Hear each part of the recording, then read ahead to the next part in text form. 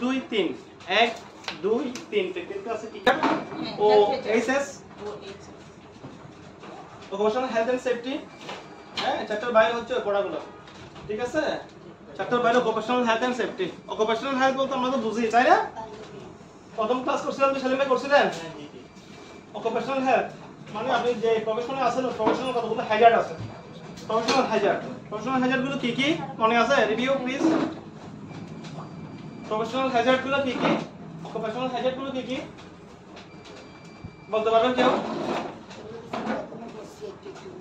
হ্যাঁ ইনস্ট্রুমেন্ট না থাকে আমার কর্মক্ষেত্র ওটা যদি আমার নিট এন্ড ক্লিন না থাকে হ্যাঁ এবং কাজ করার একটা পরিবেশ না থাকে এবং আমার কাজের মধ্যে যদি কোনো ধরনের ব্যারিয়ার বা বাধা সৃষ্টি হয় হ্যাঁ ওগুলো হচ্ছে যে হ্যাজার্ড হ্যাঁ ওগুলো হচ্ছে যে হ্যাজার্ড হ্যাঁ তাই না ওগুলো হচ্ছে অকুপেশনাল হ্যাজার্ড এগুলোর বাইরেও আমরা পেয়েছি কি চারটা মডিউল পেয়েছি একটা হচ্ছে এডিএলএস আরেকটা হচ্ছে যে হেলথ স্ক্রিনিং সম্পাদন করা আরেকটা হচ্ছে জেনারেল ফিজিওথেরাপি পুষ্টি ও খাদ্য নিরাপত্তা থেকে আমরা একটা চ্যাপ্টার শেষ করছি তাই না পুষ্টি কি বলছিলাম আপনারা কিছু পড়ে আসেন যেহেতু এগুলো ইংলিশ মিডিয়ামের না আপনাদের পড়তে তেমন কোনো কষ্ট হবে না জাস্ট শুধু কি কেন এবং কোথায় এই জিনিসগুলো জানার জন্য পরীক্ষায় যাতে আপনারা ছোট ছোট আনসারগুলো দিতে পারেন ঠিক আছে পরীক্ষায় যাতে আপনারা আনসারগুলো দিতে পারেন হ্যাঁ কি এবং কেন যেমন মনে করেন পুষ্টি কি পুষ্টির গুরুত্ব উল্লেখ করো তাহলে পুষ্টি কি যদি আমাকে বলে আমাকে এটা বলতে হবে না পুষ্টি হলো কি পুষ্টি হচ্ছে একটা খাদ্যের অধ্যয়ন হ্যাঁ যে শারীরবৃত্তিক প্রক্রিয়ায় জীব খাদ্যবস্তু গ্রহণ করার পরে এটা পরিশোধন হয় এটা পরিপাক হয় পরিশোধন হয় এবং আমাদের দেহের শক্তি যোগায় দেহের ক্ষয় পূরণ করে হ্যাঁ আমাদের যে বৃদ্ধিতে কি করে সহায়তা করে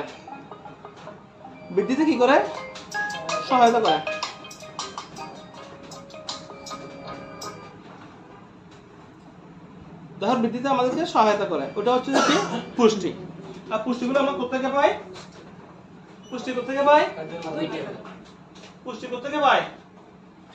খাদ্য থেকে পুষ্টি পাই কোথেকে খাদ্য থেকে তাহলে খাদ্য উপাদান কি কি পুষ্টির উপাদান কয়টা দুইটা আর খাদ্যের উপাদান ছয়টা হ্যাঁ পুষ্টির উপাদান হচ্ছে নিউট্রিশনের উপাদান হচ্ছে যে অ্যানিমাল সোর্স এবং প্ল্যান্ট সোর্স আর খাদ্যের উপাদান হচ্ছে যে 6টা আমিষ ভিটামিন চর্বি খনিজ লবণ এবং পানি হ্যাঁ তাহলে আমরা কোন খাদ্যটা কোন উপাদানটা খাদ্যের যে উপাদানগুলো আছে কি কি আমিষ carbohydrate fat protein mineral vitamin আর ওয়াটার এই 6টা হচ্ছে খাদ্যের উপাদান তাই না এই 6টা খাদ্যের উপাদান এখান থেকে আমরা কোন খাদ্য থেকে আমরা এই উপাদানগুলো সংগ্রহ করতে পারি ওইটা কিন্তু খুব জরুরি ওটা কিন্তু আমাদের জানতে হবে ওটা না জানলে আমরা মেনু চার্ট করতে পারবো না হ্যাঁ মেনু চার্ট করতে পারবো না আমরা একটা পেশেন্টের কাজ করতে গেলাম পেশেন্টকে বলা হচ্ছে যে কি পেশেন্টকে একটা মেনু চার্ট করতে হবে যেটাতে সুষম খাদ্যের বন্টন থাকবে সুষম খাদ্যের সুষ্ঠু বন্টন যেটার মধ্যে সুষম খাদ্যের সুষ্ঠু বন্টন থাকবে ঠিক আছে তাহলে আমাদের সুষম খাদ্য যদি সুষ্ঠু বন্টন করতে চাই আমাদের খাদ্যের উপাদানগুলো কোন খাদ্য থেকে আমরা কি উপাদান পাচ্ছি এটা আমাদের জানতে হবে তাই না কোনটার মধ্যে প্রোটিন আছে কোনটার মধ্যে ফ্যাট আছে কোনটার মধ্যে কার্বোহাইড্রেট আছে কোন বেলার মধ্যে আমি কোন খাবার দিব আমার ফ্যাটের পরিমাণ বেড়ে গেলে কি হবে হ্যাঁ প্রোটিনের পরিমাণ বেড়ে গেলে কি হবে কার্বোহাইড্রেটের পরিমাণ বেড়ে গেলে কি হবে ওটা আমাদেরকে সুষ্ঠু বন্টন করে দিতে হবে ওই সুষ্ঠু বন্টনটা যদি আমরা করতে যাই তাহলে আমাদেরকে উপাদানগুলো কোথায় কোন খাদ্যের মধ্যে কি উপাদান আছে ওটা জানতে হবে না কোন খাদ্যের মধ্যে কি উপাদান আছে তাহলে আমরা একদিনের যেটা একটা মেনু প্ল্যান করব কালকে আমরা একটা চার্ট করছিলাম না জি স্যার একদিনের মধ্যে যে মেনু প্ল্যান করব ওইটার মধ্যে দেখা যাচ্ছে কি ব্রেকফাস্ট স্ন্যাক্স লাঞ্চ তারপর হচ্ছে যে স্ন্যাক্স ডিনার স্যার यस পুষ্টি কি আমার মনে হয় এটা পুষ্টি বিদ্যা কি এটা হতে পারে হ্যাঁ পুষ্টি কি না পুষ্টি বিদ্যা কি পুষ্টি হলো পুষ্টির অধ্যয়ন খাদ্যের অধ্যয়ন না পুষ্টি হলো খাদ্যের পুষ্টির অধ্যয়ন হ্যাঁ এটা কি হলো পুষ্টি বিদ্যা হলো খাদ্যের পুষ্টির অধ্যয়ন মানে খাদ্যের মধ্যে পুষ্টি সম্বন্ধে পড়া অধ্যয়ন মানে পড়া পুষ্টি কি এটা হচ্ছে খাদ্যের অধ্যয়ন এটা পড়া কিন্তু পুষ্টি হচ্ছে কি আমাদের বলে পুষ্টি কি তো পুষ্টি হচ্ছে যে খাদ্য গ্রহণ করা যে খাদ্য গ্রহণ করলে আমার শরীরে ক্ষয়পূরণ হবে উপাদান, বিভিন্ন প্রয়োজনীয় উপাদান। উপাদানগুলো হচ্ছে খাবারের মধ্যে। পুষ্টির মধ্যে হচ্ছে যে পুষ্টি হচ্ছে কি? পুষ্টি হচ্ছে খাবার। পুষ্টি কি? পুষ্টি হচ্ছে খাবার। খাবার, হ্যাঁ, পুষ্টি মানে কি? পুষ্টি মানে হচ্ছে খাবার। ওই খাবারের উপাদান, যে খাবারগুলো, কথাটা দুই রকম, একটা পুষ্টি একটা খাবার, দুটো ডেফিনিশন কিন্তু দুই রকম। পুষ্টি হচ্ছে যে খাবার, ঠিক আছে? খাবার, যে খাবারগুলো আমাদের পুষ্টি খাবার না, পুষ্টি হচ্ছে খাবারের মধ্যে যেগুলো আমাদের প্রয়োজনীয় জিনিসগুলো পাই ওগুলো। ওই তো খাবারের মধ্যে খাবার না খাইলে আমি কোথা থেকে পাবো? ঠিক আছে? পুষ্টি হচ্ছে এক ধরনের খাবার যেটা খাইলে আমার দেহের ক্ষয়রোধ হবে, আমার দেহের বৃদ্ধি হবে, আমার দেহের উন্নতি সাধন হবে, ওটাই হচ্ছে যে পুষ্টি। যেটা আমাকে বাড়তে সাহায্য করতেছে, যেটা আমাকে কাজ করতে সাহায্য করতেছে, যেটা আমাদের খাবারের একটা অধ্যয়ন। পুষ্টি মানে হচ্ছে নিউট্রিশন, একটা সাবজেক্ট না। নিউট্রিশন হচ্ছে কি? কিসের সাবজেক্ট? এটা একটা খাবারের সাবজেক্ট, ফুডের সাবজেক্ট। পুষ্টি হচ্ছে যে খাবারের অধ্যয়ন। হ্যাঁ, ওটা ঠিক আছে তো, খাবারের অধ্যয়ন না, খাবারের পুষ্টির অধ্যয়ন লিখছে। খাবারের অধ্যয়ন হলে কথা ছিল, আচ্ছা পুরো লাইনটা পড়েন না, আমরা একবার শুনি তাইলে। পুষ্টি হলো খাদ্যের পুষ্টির অধ্যয়ন, তারিখ একটা বাক্য। তারপরে কি আছে? তারপরে আলাদা জিনিস, যে শরীরবৃত্তীয় প্রক্রিয়া জীব খাদ্য গ্রহণ করে, এবং এটা হলো এই লাইনটা ওই লাইনটা হচ্ছে মেইন পয়েন্ট। এটা প্রয়োজনীয়তা না, হ্যাঁ, প্রথম লাইনটা প্রয়োজনীয়তা নাই বলছি আমি। ওর পরবর্তী আপনি পুষ্টি কি হলে যে শরীরবৃত্তীয় প্রক্রিয়া, পুষ্টি হলো খাদ্যের গ্রহণ, পরিপাক, পরিশোধন। আচ্ছা, পুষ্টি আপনারা শুধু পুষ্টি বলবেন যে কোনটা আমি বলি। পুষ্টি বলবেন যে যে শারীরবৃত্তীয় প্রক্রিয়ায় খাদ্যবস্তু গ্রহণ, পরিপাক, পরিশোধন ও আত্তীকরণের মাধ্যমে দেহের ক্ষয় পূরণ, বৃদ্ধি সাধন এবং শক্তি উৎপাদিত হয়, ওটা হচ্ছে পুষ্টি। তাকে পুষ্টি বলে। স্যার এতটুকুনি তো এতটুকুই পুষ্টি, ঠিক আছে? আপনার ওটা দেখার দরকার নাই। পুষ্টি হলো খাদ্যের পুষ্টির অধ্যয়ন। হ্যাঁ, পুষ্টি আবার পুষ্টির অধ্যয়ন হতে পারে না। ওইটা বলছে পুষ্টির অধ্যয়ন। পুষ্টি পুষ্টির অধ্যয়ন হতে পারে না। পুষ্টি হচ্ছে খাদ্যের অধ্যয়ন। পুষ্টি হচ্ছে খাদ্যের অধ্যয়ন, পুষ্টি আবার ঠিক আছে? মানে পুষ্টিটা আবার খাদ্যের অধ্যয়ন। এখানে তো সব ভুল হতে পারে। হ্যাঁ, পারে। এটা ফার্স্ট টাইম তো, এটা একটু ভুল হতে পারে। এটা আমাদেরকে ইয়া করতে নিতে হবে। ওই জন্য আমরা ওটা মার্ক করে নাই, তো ওটা হাইলাইট করে নাই। হ্যাঁ, আমি হাইলাইট করছি এখান থেকে, দেখেন আমি হাইলাইট করছি এখান থেকে, যে শরীরবৃত্তীয় প্রক্রিয়ায় খাদ্যবস্তু গ্রহণ, পরিপাক, পরিশোধন ও আত্তীকরণের মাধ্যমে দেহের ক্ষয় পূরণ, বৃদ্ধি সাধন ও শক্তি উৎপাদিত হয়। হ্যাঁ, তাহলে আমরা দুগুলো মনে রাখতে না পারলেও আমরা যেটা মনে রাখবো সেটা হচ্ছে কি,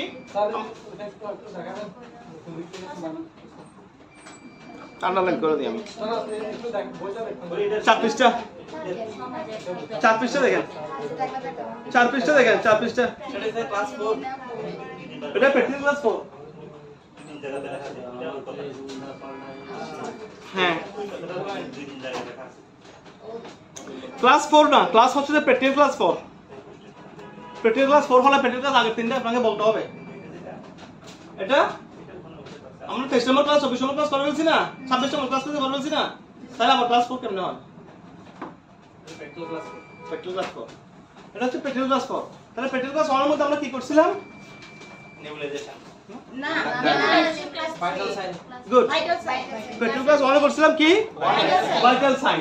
নাম্বার 2 উন্ডেসি। Vital sign. তারপর হচ্ছে যে 1, 2 তো হচ্ছে যে wound dressing. Number 3 nebulisation and oxygen ইনহেলেশনের একটু হালকা ধারণা দেওয়া হয়েছে। স্টিচিং করছিলাম আমরা? না না স্যার, ওটা আমরা কেউ ওটা আমরা করে নাই। নাম্বার 3 হচ্ছে নেবুলাইজেশন। এটা কালকে করছি। নেবুলাইজেশন আজকে 4 নাম্বার আসবে হবে ক্যানুলা এবং বাটারফ্লাই।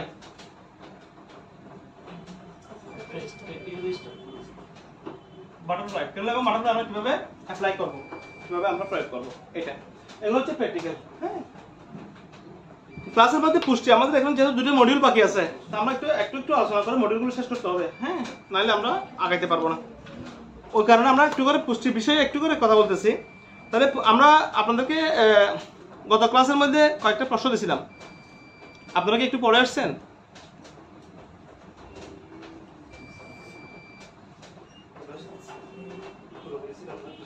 হালকা তো পড়তে হবে, হালকা হালকা পড়তে হবে না, একদম না পড়লে কেমন হবে? রিডিং পড়ছেন যথেষ্ট, অতটুকুই যথেষ্ট।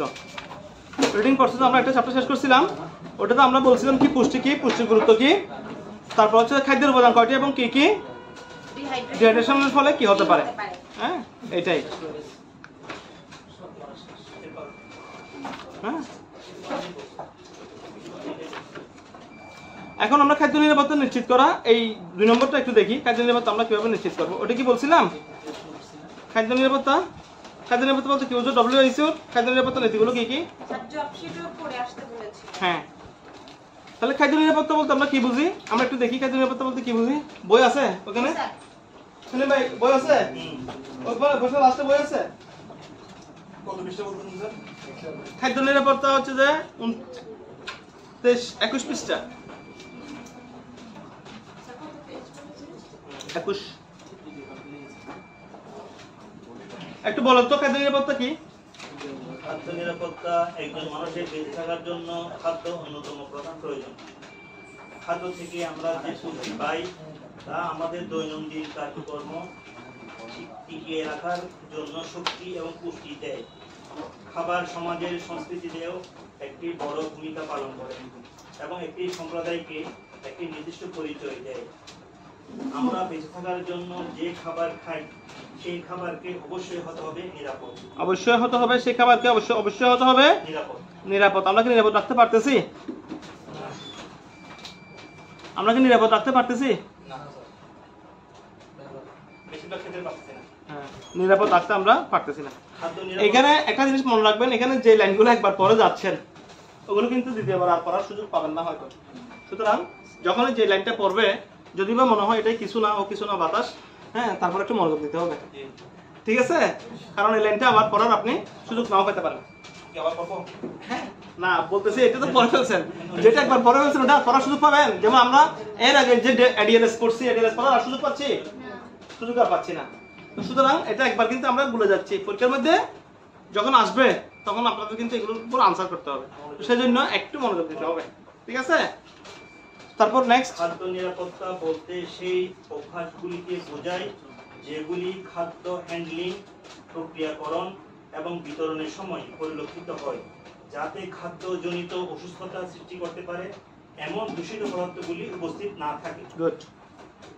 খাদ্য উৎপাদন থেকে বিপণন হয়ে আমাদের খাবার টেবিলে আসা পর্যন্ত খাদ্য পণ্যগুলি সরবরাহ চেইনের মাধ্যমে তাদের যাত্রার সময় যে কোনো সংখ্যক স্বাস্থ্যগত বিপদের সম্মুখীন হতে পারে।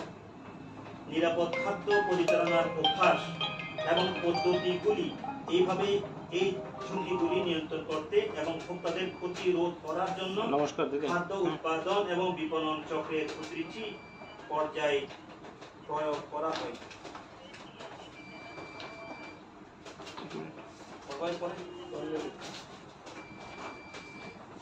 টিটেনাস এবং টিআইজি দুটোই পাবে। আচ্ছা টিটেনাস যেটা ওটা আপনি বাম বাহুতে দেন, আর টিআইজিটা দেন আপনি বাটুকে। হ্যাঁ বাটুকে মাংস বেশি বেশি তো ওখানে দিলে সমস্যা হবে না। আচ্ছা নমস্কার।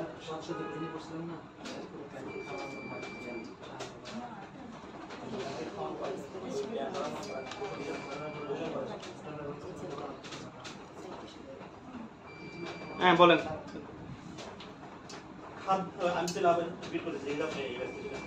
খাদ্য উৎপাদন থেকে বিপণন হয়ে আমাদের খাবার টেবিলে আসা পর্যন্ত খাদ্য পণ্যগুলি সরবরাহ চেইনের মাধ্যমে তাদের যাত্রার সময় যে কোনো সংখ্যক স্বাস্থ্যগত বিপদের সম্মুখীন হতে পারে। নিরাপদ খাদ্য পরিচালনার অভ্যাস এবং পদ্ধতিগুলি এইভাবে এই ঝুঁকিগুলি নিয়ন্ত্রণ করতে এবং ভোক্তাদের ক্ষতি রোধ করার জন্য খাদ্য উৎপাদন এবং বিপণন চক্রের প্রতিটি পর্যায়ে প্রয়োগ করা হয়। খাদ্য নিরাপত্তা অত্যন্ত গুরুত্বপূর্ণ একটি বিষয়। খাদ্য সরবরাহ চেইনের সকল সদস্য খাদ্য নিরাপত্তা বজায় রাখতে ভূমিকা পালন করে।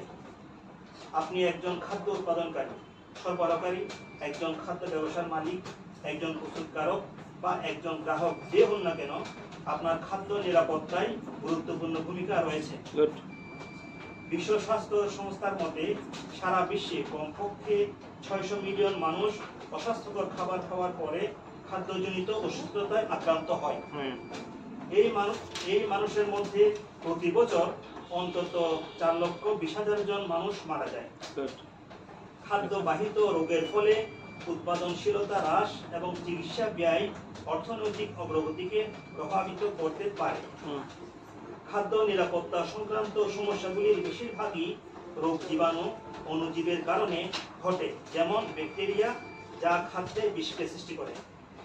এগুলি হালকা থেকে মারাত্মক স্বাস্থ্যগত পরিণতি ঘটাতে পারে, যার মধ্যে রয়েছে ডায়রিয়া, বমি, পেটে ব্যথা, এমনকি দীর্ঘমেয়াদী রোগ। খাদ্য নিরাপত্তা সংক্রান্ত সমস্যার পরিণতি খাদ্য ব্যবসার মালিক এবং ভোক্তা উভয়ের জন্য মারাত্মক পরিণতি হতে পারে। খাদ্য নিরাপত্তা, তাহলে আমরা ক্লিয়ার? খাদ্য নিরাপত্তা, আমরা যখন মেডিসিনের নিরাপত্তার কথা বলি, ওষুধের নিরাপত্তার কথা বলি, আমরা যখন ভ্যাকসিনের নিরাপত্তার কথা বলি, তখন আমরা একটা কোল্ড চেইন মেনটেন করি। কোল্ড চেইন নাম শুনছেন? Cold chain, cold chain, COLD, cold, cold chain, cold chain, cold chain. একটা হচ্ছে কোল্ড চেইন, আর একটা হচ্ছে ফুড চেইন। হ্যাঁ, ফুড চেইন, একটা কোল্ড চেইন। কোল্ড চেইনটা আমরা ইউজ করি কখন? যখন আমরা নিরাপদ ঔষধ প্রয়োগের ক্ষেত্রে। নিরাপদ ওষুধ প্রয়োগের ক্ষেত্রে বলতে কি রকম? ওষুধ তৈরি হচ্ছে কোথায়? ফ্যাক্টরিতে। ভ্যাকসিনটা তৈরি হচ্ছে কোথায়? ফ্যাক্টরিতে। তৈরি হওয়ার পরে ওটাকে একটা নির্দিষ্ট তাপমাত্রায় রাখা হয়। আপনারা কি জানেন ভ্যাকসিন কত ডিগ্রি তাপমাত্রায় রাখা হয়? গুড, 2 থেকে 2 to 8 degree Celsius. 2 to 8 degree Celsius তাপমাত্রার মধ্যে ভ্যাকসিনগুলো রাখা হয়, এবং যেখান থেকে উৎপাদিত হবে ওইখান থেকে মানুষের শরীরে পুশ করা পর্যন্ত ওই টেম্পারেচার মেইনটেইন করতে হবে, মুহূর্ত পর্যন্ত বা আমি খাওয়া পর্যন্ত। হ্যাঁ, যে চেইনটা মেইনটেইন করা হয় ওটা হচ্ছে ফুড চেইন। এই চেইনটা কি? যেমন আমরা এখানে খাচ্ছি কত করে? 120 টাকা করে। কৃষক যেখানে মাঠে ফলাচ্ছে সেখানে হচ্ছে 60 থেকে 70 টাকা। ঠিক আছে? তারপর সে যখন ওগুলো পারতেছে তখন কিন্তু সে এখানে কোনো ধরনের মেডিসিন ইউজ করতেছে না, পারতেছে। এটা মাঠ থেকে এক ধরনের ব্যবসায়ীরা গিয়ে মাঠ থেকে নিয়ে আসতেছে, নিয়ে এসে ওরা দ্রুত পাকার জন্য ওটাতে এক ধরনের মেডিসিন ইউজ করতেছে।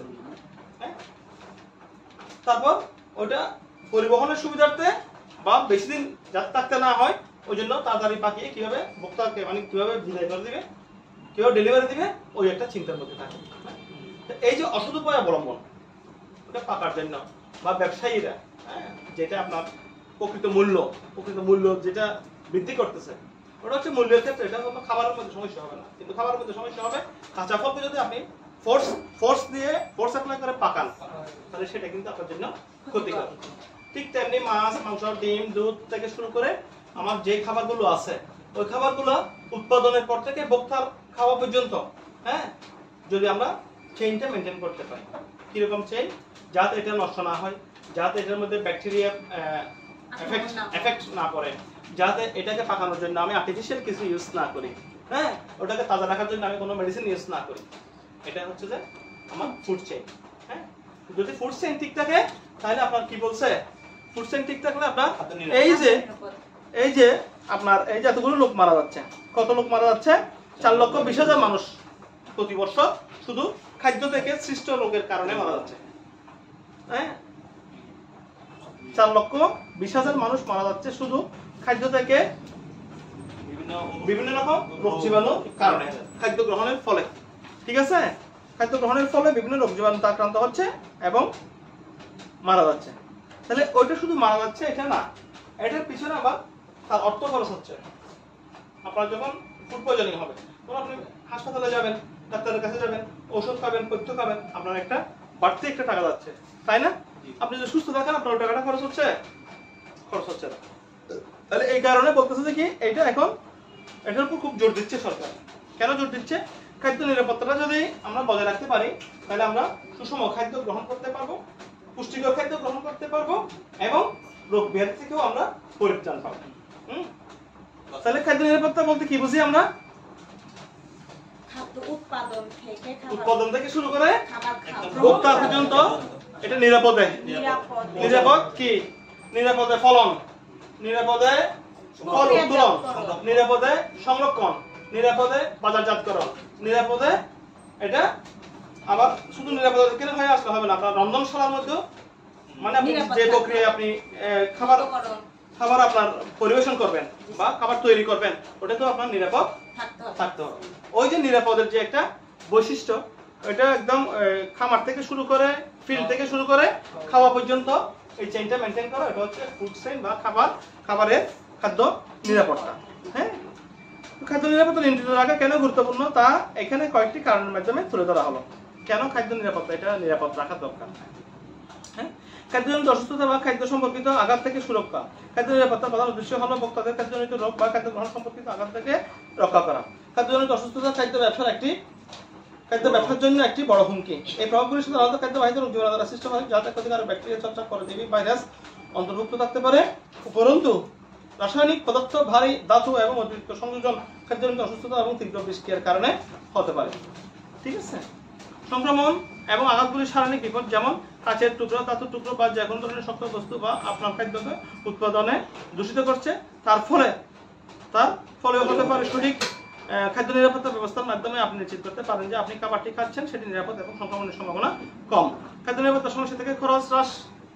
খাদ্য নিরাপত্তার অভাবে যদি কোনো খাদ্য নষ্ট হয়ে যায় তবে উৎপাদনকারী বা ব্যবসায়ী আবারও অর্থ ব্যয় বা সেই পণ্য উৎপাদন করতে হয় বা কিনতে হয়, এক্ষেত্রে তার ব্যয় দ্বিগুণ বেড়ে যাচ্ছে। আবার বিপণনকারী খাদ্য নিরাপত্তার নীতি অনুসরণ না করার কারণে যদি সেই খাদ্য গ্রহণ করে কোনো ভোক্তা যদি মারাত্মক অসুস্থ হয়ে যায় তবে সেক্ষেত্রে বিক্রেতাকে তার চিকিৎসার ব্যয় পর্যন্ত গ্রহণ করতে হতে পারে। তাই সঠিক খাদ্য নিরাপত্তা নীতি অনুসরণ করে বিক্রেতা এবং ভোক্তা দুজনেই তাদের ব্যয় হ্রাস করতে পারে। এটা কি আমাদের দেশে সম্ভব? আমাদের দেশে তো বিক্রি করতে পারলেই শেষ। আপনি একটা জিনিস বিক্রি করতেছেন, আপনার কাছ থেকে আমি অসুস্থ হয়ে গেছি, আপনার কাছ থেকে খাবারটা কিনে নিয়ে এসে খাওয়ার পর আমি অসুস্থ হয়ে গেছি, আপনি কি আমার আর খোঁজ নেবেন? বা আমিও গিয়ে আপনাকে কমপ্লেন করতে পারবো? হ্যাঁ, কমপ্লেন করতে পারবো, কিন্তু কোনো কাজ হবে না। কেন? এর মধ্যে তদারকি মনিটরিং টিম থাকতো, মনিটরিং সেল থাকতো, আছে মনিটরিং সেল আছে না? ভোক্তা অধিকার আছে, ভোক্তা অধিকার আছে না? ভোক্তা অধিকার আইন আছে, কিন্তু কার্যকর কম বলতে এখানে মানে পার হয়ে যাচ্ছে, পিছন থেকে আবার শুরু হয়ে যাচ্ছে, তাই না? অনেক সময় জরিমানা করেও লাভ হচ্ছে না, যেটা লাভ হচ্ছে না যেটা অসাধু ব্যবসায়ীর কারণে। এটা একদিন দেখবেন এটা এমন স্ট্রেট হয়ে গেছে আইনটা, হ্যাঁ একদম স্ট্রেট হয়েছে আইনটা, একদম স্ট্রেট হয়ে গেছে যে আপনি ভয় পাবেন, খাবার মধ্যে কোনো কিছু বিষক্রিয়া করতে ভয় পাবেন। ঠিক আছে, আমরা দিয়ে থাকবো তখন থাকবো, আমরা দেখে যাবো এটা। আমাদের প্রজন্ম দেখবে।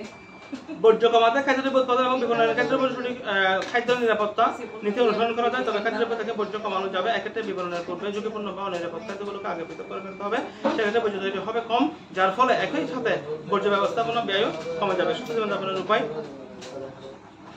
যে কোনো খাদ্যজনিত অসুস্থতা ভোক্তাকে প্রভাবিত করে, এর ফলে আক্রান্ত হলে ভোক্তা অসুস্থ হতে পারেন এবং এমনকি চরম ক্ষেত্রে হাসপাতালে ভর্তির প্রয়োজন হতে পারে। এসব ঘটনা দৈনন্দিন কাজে অনেক জায়গা ঘটে। খাদ্য নিরাপত্তা চর্চার বিষয়ে খাদ্যটি পরিষ্কার পরিষেবা প্রতিষ্ঠানে এবং বাড়িতে উভয় ক্ষেত্রে প্রয়োগ করা হয়, তাহলে ঘটনাগুলো প্রতিরোধ করা যেতে পারে। খাদ্য নিরাপত্তা সংক্রান্ত আইন আছে, হ্যাঁ বিশ্বজুড়ে খাদ্য নিরাপত্তা সংক্রান্ত বেশিরভাগ আইন দুটি ধারণার উপর ভিত্তি করে করা হয়েছে। একটা হচ্ছে কি HACCP, hazard analysis and critical control points, এবং GMP, গুড ম্যানুফ্যাকচারিং প্র্যাকটিস। হ্যাঁ, HACCP কি? HACCP হলো এটি খাদ্যের একটা উৎপাদন, প্যাকেজিং এবং বিতরণের পরিবেশে খাদ্যের জৈবিক, রাসায়নিক এবং শারীরিক দূষণ প্রতিরোধ করার জন্য একটি পদ্ধতি, ঝুঁকিভিত্তিক পদ্ধতি। এই HACCP ধারণাটি স্বাস্থ্যের ঝুঁকি মোকাবেলা করার জন্য ডিজাইন করা হয়েছে, সম্ভাব্য খাদ্য নিরাপত্তা সমস্যাগুলি হওয়ার আগে শনাক্ত করার জন্য, বিপদ ঘটে যাওয়ার জন্য এবং পণ্যগুলি পরিদর্শন করার পরিবর্তে HACCP ধারণার মধ্য দিয়ে খাদ্য উৎপাদন প্রক্রিয়ার বেশ কয়েকটি গুরুত্বপূর্ণ মোড়ক দূষকদের নিয়ন্ত্রণ করা এবং সর্বোচ্চ স্বাস্থ্যবিধি অনুসরণ। এখন আমরা অনেক এগিয়ে আসছি বলতে কিরকম, এখন প্রায় খাবার হচ্ছে প্যাকেটজাত, এবং প্যাকেটজাত খাবারের গায়ে আপনার এক্সপায়ার ডেট লেখা থাকে, প্রায় প্যাকেটের মধ্যে এক্সপায়ার ডেট লেখা থাকে। আগে কিন্তু একটু কম ছিল। ব্যবসায়ী এক্সপায়ার ডেটের উপর আবার নতুন করে এক্সপায়ার ডেট লাগে না, পারবে না, এরকম পারবে না। কেন? যেমন আমি গত পরশুদিন আগের দিন একটা পাউরুটি নিয়েছিলাম, 600 গ্রামের পাউরুটি 75 টাকা, 600 গ্রাম ওয়েট 75 টাকা। তো বাসায় নিয়ে 3 দিন পরে দেখলাম কি, 3 দিন পরে দেখলাম যে মানে এটা খাই নাই, হয়তো খাওয়া হয় না, 2 পিস 3 পিস খাওয়া হয়েছে, বাকিটা খাওয়া হয় না, দেখি এটা অটোমেটিক্যালি নষ্ট হয়ে গেছে। হ্যাঁ, ওটার মধ্যে ইস্ট আসছে এবং এটা সবুজ কতগুলো ইস্ট ফাঙ্গাস চলে আসছে। আমি দেখে তো বুঝতে পারছি এটা ডেটও শেষ, এটার সাথে সাথে এটা নষ্ট হয়ে গেছে। তাহলে এটা এই যে ম্যানুফ্যাকচারের সময় যে ডেটটা দিছিল তার ডেটটা কি অ্যাকুরেট আছে, ডেটটা অ্যাকুরেট আছে। তো এখন তো প্রায় খাবারের মধ্যে এরকম হচ্ছে, তাই না? প্যাকেটজাত খাবার এটা নিরাপদ করার জন্য HACCP hazard analysis and critical control point এটা কঠোরভাবে মেনে চলতে হবে। GMP কি? Good manufacturing practice. ম্যানুফ্যাকচার করতে গিয়ে যাতে খাবারের মান নষ্ট না হয় ওটার জন্য একটা প্র্যাকটিস করা। হ্যাঁ, সঠিক উৎপাদন নিতে হচ্ছে খাদ্য, পানীয়, প্রসাধনী, ফার্মাসিউটিক্যাল, তালিকাভুক্ত পরিপূরক এবং চিকিৎসা ডিভাইসগুলোর উৎপাদনের জন্য আন্তর্জাতিকভাবে শিক্ষিত মানক নির্দেশিকা। এই নির্দেশিকাগুলো অনুসরণ করে নির্মাতাদের নিশ্চিত করতে হবে যে তাদের পণ্যগুলো ধারাবাহিকভাবে উচ্চমানের এবং মানব ব্যবহারের জন্য নিরাপদ। খাদ্য নিরাপত্তা নিশ্চিত করার জন্য নির্দিষ্ট পদ্ধতি অনুসরণ করে খাদ্য প্রস্তুত করা। কি কি পদ্ধতিগুলো আমরা অনুসরণ করব? খাদ্য নিরাপত্তা নিশ্চিত করার জন্য আমরা কি কি পদ্ধতি অনুসরণ করব? দেখি এখান থেকে একজনে বলেন, আপনি বলেন। খাদ্য নিরাপত্তা নিশ্চিত করার জন্য নির্দিষ্ট পদ্ধতি অনুসরণ করে খাদ্য প্রস্তুত করা, ওই পয়েন্টগুলো কি কি? খাদ্য নিরাপত্তা নীতির লক্ষ্য খাদ্যকে দূষিত হওয়া এবং খাদ্যে বিষক্রিয়ায় সৃষ্টি করা থেকে বিরত রাখা। খাদ্য প্রস্তুত করার সময় তাই আমাদেরকে অবশ্যই এই নিরাপত্তার বিষয়গুলোকে মাথায় রেখে খাদ্য প্রস্তুত করতে হবে। নাম্বার 1 বা পয়েন্ট 1, খাদ্য তৈরিতে ব্যবহৃত সমস্ত সরঞ্জাম এবং পাত্রগুলি সঠিকভাবে পরিষ্কার এবং জীবাণুমুক্ত করা। 2, ব্যক্তিগত স্বাস্থ্যবিধি বজায় রাখা এবং অর্থাৎ প্রয়োজনীয় PPE পরিধান করা। 3, বারবার সাবান দিয়ে হাত ধোয়া। 4, সঠিকভাবে খাবার সংরক্ষণ, ঠান্ডা করা এবং গরম করা তাপমাত্রা, পরিবেশ এবং সরঞ্জামের বিষয়ে লক্ষ্য রাখা। 4, এখানে গরম করার পর একটা কমা হবে, করা তাপমাত্রা, গরম করা কমা তাপমাত্রা, পরিবেশ এবং সরঞ্জামের বিষয়ে লক্ষ্য রেখে। এখানে স্যার প্রিন্টিং অনেক এটা ফার্স্ট টাইম তো, এটা তো এই ফার্স্ট এডিশন করার এখানে একটা স্পেস হবে, করা তাপমাত্রা। হ্যাঁ। 5, কীটপতঙ্গ নিয়ন্ত্রণ ব্যবস্থার বাস্তবায়ন করা। 6, কোনো খাবারে অ্যালার্জি আছে কিনা সেটিও জানতে হবে। 7, রেফ্রিজারেটরে খাবার সংরক্ষণ করতে হলে রান্না করা খাবার আগে ঠান্ডা করে তারপর রাখতে হবে, গরম অবস্থায় রেফ্রিজারেটরে খাবার রাখা যাবে না। 7, রেফ্রিজারেটরে কাঁচা অবস্থায় এবং রান্না করা খাবার একসাথে রাখা যাবে না। কাঁচা খাবারের উপরে অবশ্যই রান্না করা খাবার রাখতে হবে, উপরের তাকে কাঁচা খাবারের উপরের তাকে অবশ্যই রান্না করা খাবার রাখতে হবে। আর রেফ্রিজারেটরের তাপমাত্রা সঠিক মাত্রায় রাখতে হবে। রেফ্রিজারেটরের তাপমাত্রা 40 ডিগ্রি ফারেনহাইট বা তার কম হতে হবে। এখানে WHO 10টা নীতি দিয়েছে না, নিরাপদ খাদ্য অনুসরণের জন্য WHO বিশ্ব স্বাস্থ্য 10টা নিয়ম দিয়েছে। ওই নিয়মগুলো কি কি? নিরাপত্তার জন্য যে WHO ওয়ার্ল্ড হেলথ অর্গানাইজেশন 10টা নিয়ম ফলো করতে। খাদ্য অনুসরণের জন্য WHO যে 10টা নিয়মের কথা বলছে ওগুলো কি কি? হচ্ছে নিরাপত্তার জন্য প্রক্রিয়াজাত খাবার বেছে নিন, খাবার সঠিকভাবে রান্না করুন, রান্না করা খাবার দ্রুত খান, রান্না করা খাবার নিরাপদে সংরক্ষণ করুন, রান্না করা খাবার ভালোভাবে গরম করুন, কাঁচা খাবার এবং রান্না করা খাবার আলাদা রাখুন, বারবার হাত ধুয়ে নিন। এখানে হাত ধুতে কেটে দেন, হাত ধুয়ে নিন, বারবার হাত ধুয়ে নিন। রান্নাঘরের সমস্ত সারফেস পরিষ্কার রাখুন। সারফেস এখানে হবে মেজে, সারফেস বা মেজে পরিষ্কার রাখুন। পোকামাকড়, ইঁদুর এবং অন্য প্রাণী থেকে খাবার দূরে রাখুন, নিরাপদ পানি ব্যবহার করুন। তাহলে এটা গেল আমাদের কি 2, হ্যাঁ 2 পয়েন্ট 2 উত্তর চলিত বছর কমিটিতে তথ্য বলছে 1 আমাদের দৃশ্য অভিমত, ক্লায়েন্টের পরিবারের সদস্যদের অনুরোধ, খাবারের নিরাপত্তা, ক্লায়েন্টের মর্যাদা।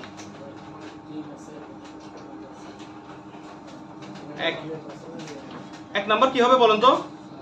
ক্লায়েন্টের জন্য খাবার প্রস্তুত করার সময় আমাকে ওই সময় রাখতে হবে। এখানে 4টা পয়েন্ট দেওয়া আছে 24 পৃষ্ঠায়।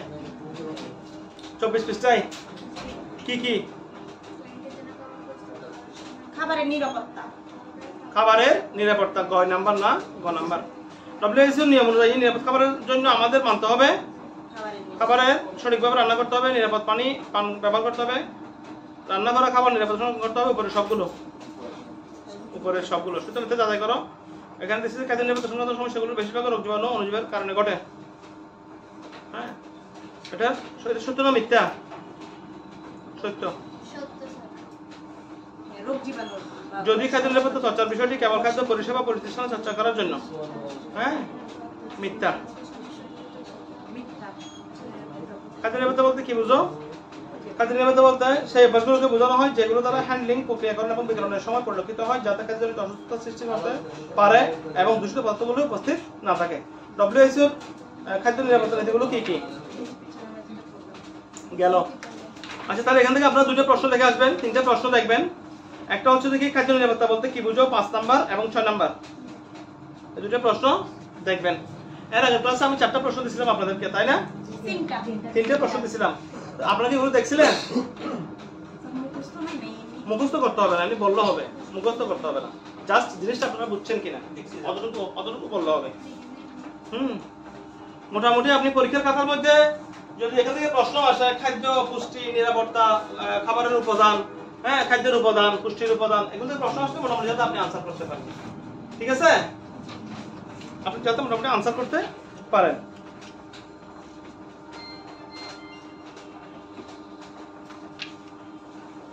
এখানে জবশিট আছে, খাদ্য নিরাপত্তা নিশ্চিত করা, কাজের উদ্দেশ্য, খাদ্য নিরাপত্তা নিশ্চিত করা, প্রেক্ষাপট। জনাব করিম একজন 70 বছর বয়সী প্রবীণ, সম্প্রতি তিনি স্বাস্থ্য সম্পর্কিত নানা জটিলতায় ভুগছেন।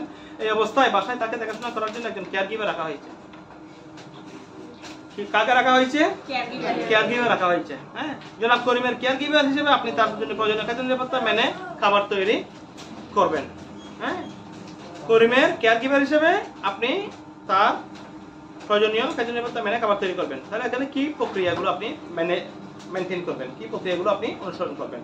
কাজের প্রক্রিয়াগুলো কি কি? প্রথমে নিজের পরিচয় দিবেন, তারপর আপনার কাজের জন্য অনুমতি নেবেন, প্রয়োজনীয় উপকরণ সংগ্রহ করবেন, কাজের প্রয়োজনীয় অনুযায়ী ব্যক্তিগত সুরক্ষা সরঞ্জাম পরিধান করবেন। প্রথমে তার ডায়েট চার্ট দেখে নিন, তালিকা অনুযায়ী প্রয়োজনীয় খাবার উপাদানগুলো সংগ্রহ করুন। খাবার তৈরির আগে ভালো করে হাত ধুয়ে নিন। খাবার তৈরির পূর্বে সেগুলোকে ভালো করে ধুয়ে নিন। খাবার তৈরিতে ব্যবহৃত সকল উপকরণ ভালো করে ধুয়ে নিতে হবে। খাদ্য নিরাপত্তা মেনে খাবার তৈরি করুন। পরিষ্কার পাত্রে খাবার রাখতে হবে, সঠিকভাবে খাবার সংরক্ষণ করতে হবে। খাবার তৈরির সময় নিরাপদ পানি ব্যবহার করতে হবে। খাবার রেফ্রিজারেটরে রাখতে হলে সঠিক তাপমাত্রা দেখে নিতে হবে। আপনার কাজের জায়গা পরিষ্কার রাখতে হবে। নিজে পরিষ্কার হন। ক্লায়েন্টকে ধন্যবাদ দিন। আপনার কাজ জমা দিন। কাজ বা টাস্ক, আপনার টাস্কটা জমা দিন। স্পেসিফিকেশন শিট 2.1 খাদ্য নিরাপত্তা নিশ্চিত করা।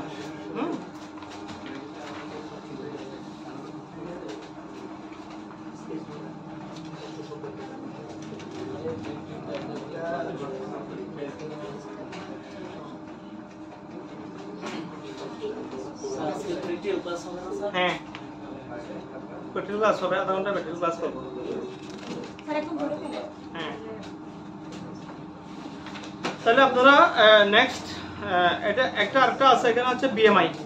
হ্যাঁ, BMR basal metabolic rate, page হচ্ছে 30। এই জিনিসটা আপনারা একটু পড়বেন। হ্যাঁ, এই জিনিসটা একটু পড়ে আসবেন। এখানে একটা চার্ট দিছে। হ্যাঁ, কয়েকটি সাধারণ খাবারের ক্যালোরির মান 3.2, পেজ হচ্ছে 31, পেজ 31। খাদ্যের নাম মাংস, পরিবেশনের পরিমাণ 100 গ্রাম। 100 গ্রাম মাংসের মধ্যে কতটুকু ক্যালোরি থাকে? আমাদের প্রথমে জানা দরকার একজন সুস্থ মানুষের দৈনিক কত ক্যালোরি খাবারের প্রয়োজন। কত ক্যালোরি খাবারের প্রয়োজন? 1600 ক্যালোরি। 1600 ক্যালোরি না? একজন সুস্থ মানুষের কত ক্যালোরি খাবারের প্রয়োজন? 1600 ক্যালোরি। তাহলে আমরা কি 1600 ক্যালোরি পাই? হ্যাঁ, পাই না।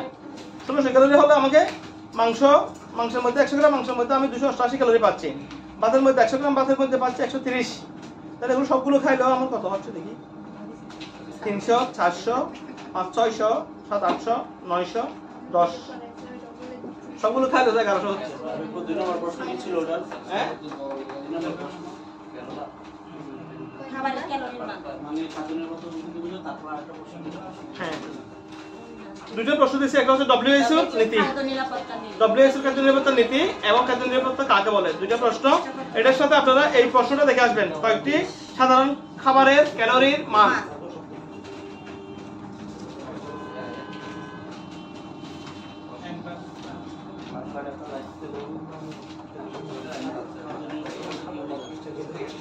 এই তিনটা প্রশ্ন থাকবে তাহলে। হ্যাঁ, ক্লিয়ার?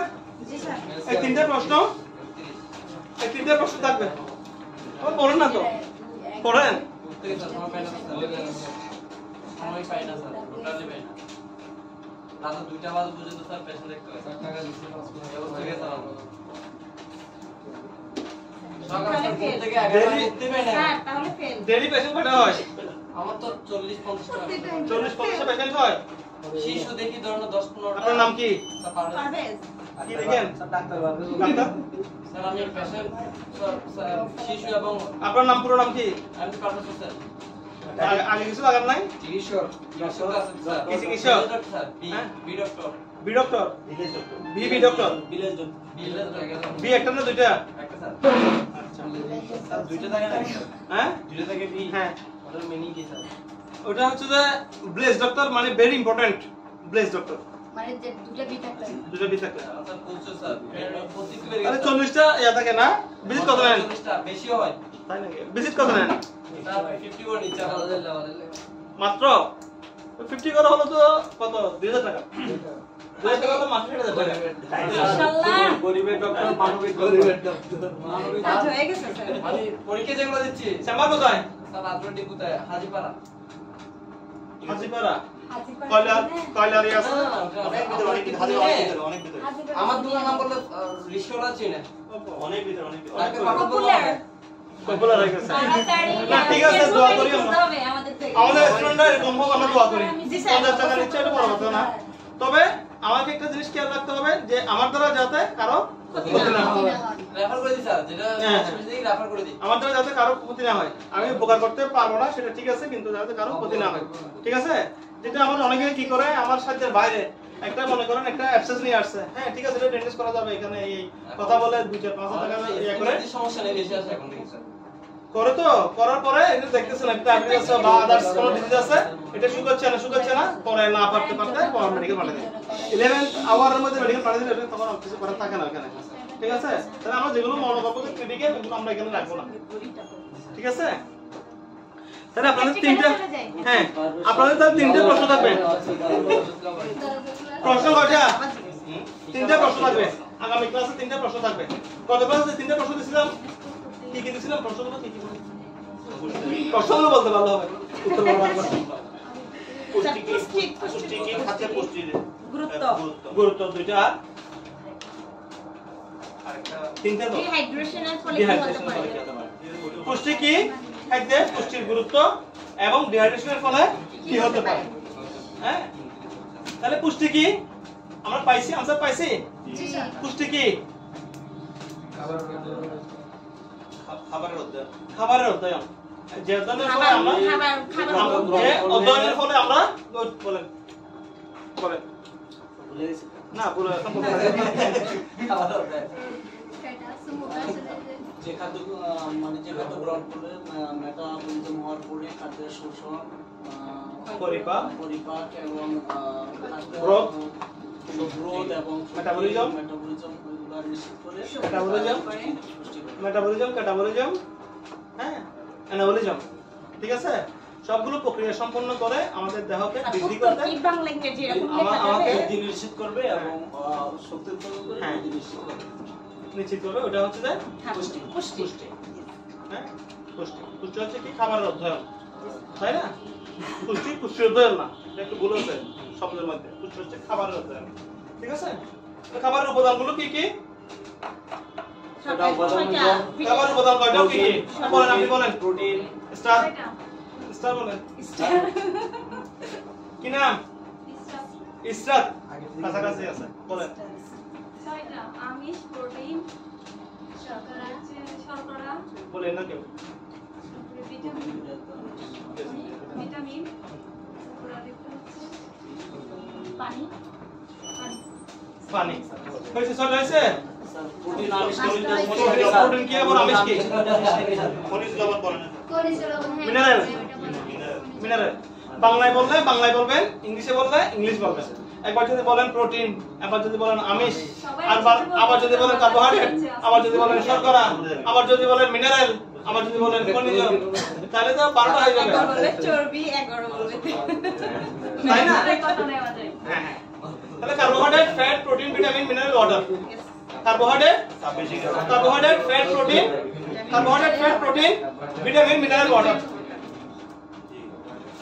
প্র্যাকটিক্যালি ওকে দুইটা আরেকটা ছিল কি দুইটা প্রশ্ন ক্লিয়ার হয়েছে আমরা সবাই শিখে ফেলছেন গত ক্লাসে তিনটা দিছিলাম সবাই শিখে প্রশ্ন করে ফেলছে ধন্যবাদ আপনাদেরকে আরেকটা প্রশ্ন কি ছিল গত ক্লাসে ডিহাইড্রেশনের ফলে কি কি হতে পারে ডিহাইড্রেশনের ফলে কি হতে পারে বলেন তো মানসিক সমস্যা এই ডাক্তার সাহেব বলেন কি নাম ডাক্তার সাহেবের নাম কি স্যার আপনি পারবেন পারভেজ হ্যাঁ আচ্ছা আপনি আগে বলেন ডিহাইড্রেশন কি পানি শূন্যতা স্যার পানি শূন্যতা গুড ডিহাইড্রেশনের ফলে কি কি হতে পারে স্যার বা ডিহাইড্রেশন কখন হয়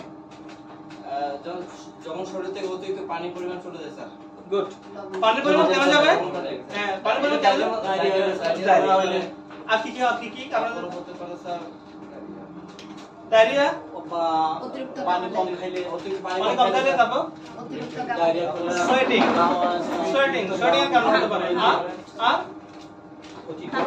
তাপমাত্রা অতিরিক্ত শরীরের তাপমাত্রা কারণে হতে পারে ঠিক আছে এইগুলো কারণে কি হতে পারে ডিহাইড্রেশন ডিহাইড্রেশন হতে পারলে ডিহাইড্রেশনে আমরা কি বলছিলাম প্রশ্নটা কি ছিল ডিহাইড্রেশনের ফলে কি হতে পারে কি হতে পারে সমস্যা হতে পারে কি সমস্যা হতে পারে কি সমস্যা হতে পারে স্যার তোমার জিনিস তো করতে পারে তারপর আপনার এটা হচ্ছে ওর সাথে ডিহাইড্রেশনের কি সম্পর্ক হিটের কারণে হবে হিটের কারণে হবে অতিরিক্ত গরমের কারণে হিটিং স্ট্রোক হবে হিটের কারণে এটা হচ্ছে ডিহাইড্রেশন ফলে স্যার খিচুড়ি দেখা দিতে পারে স্যার মাথা ব্যথা কিছু না শারীরিক কিছু না বলে আমাকে বলতে দেন আপনারা তো এরকম বলতে পারতেছেন না ও বলতেছে আর ওখানে ডেটে করতেছে ওকে বলতে দেন ও সুন্দর বলতেছে বলো স্যার খিচুড়ি হতে পারে হ্যাঁ আপনারা কিছু না বললাম তো কিছু না কেন কিছু না আমার ইলেকট্রোলাইট যখন ইমব্যালেন্স হবে তখন আমার ক্রাম্প হবে স্যার ডিহাইড্রেশন হবে গুড এটা কিছু নেই বলা না হচ্ছে ক্র্যাম্পিং পানি শূন্যতার কারণে ডিহাইড্রেশনের কারণে কি হবে cramping muscle cramping muscle cramping না কিছু নেই আমার কিছু নেই কনভালশন ইয়া হয়ে যায় কি স্যার ইয়া হয়ে যায় তিনটা পয়েন্ট একটা হচ্ছে যে রাইগর আরটা হচ্ছে কনভালশন আরটা হচ্ছে ক্র্যাম্পিং তিনটা টার্ম কিন্তু তিন রকম আপনি ডাক্তার সাহেব হিসেবে আপনার বোঝা দরকার তাই না